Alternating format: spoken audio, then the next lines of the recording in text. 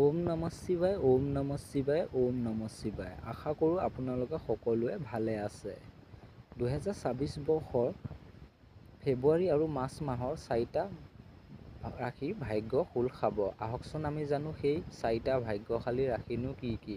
ইয়াৰ আগতে আপোনালোকে প্ৰথমে আহিছে যদি চেনেলটো ছাবস্ক্ৰাইব কৰিব আৰু এটা ভিডিঅ'টো লাইক কৰিব। এতিয়া আহিছোঁ, প্ৰথমটো হৈছে মেষ ৰাশি।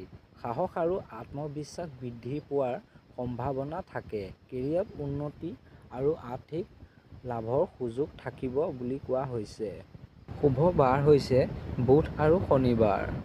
শুভ তাৰিখ 1 তাৰিখ, 10 তাৰিখ আৰু 25 তাৰিখ।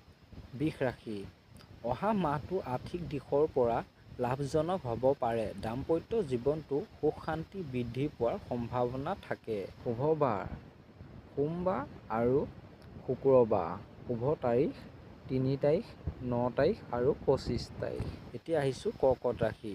মহাশিৱৰাত্ৰিৰ পিছত মনোবল বৃদ্ধি পায় আৰু অহা মাহটোত পুৰণি বাধা আঁতৰি যোৱাৰ সম্ভাৱনা থাকে। ব্যৱসায়ৰ বাবে ভাল সময়। শুভ বাৰ বৃহস্পতিবাৰ আৰু দেওবাৰ।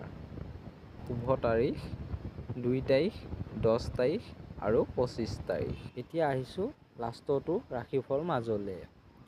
কন্যা ৰাশি। চৰকাৰী কাম কাজত সফলতা লাভৰ সম্ভাৱনা থাকে।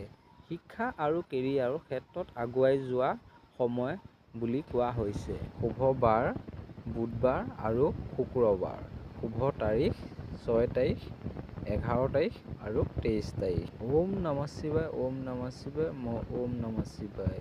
এতিয়া বিদায় মাগিছোঁ। ওম নমঃ শিৱায়।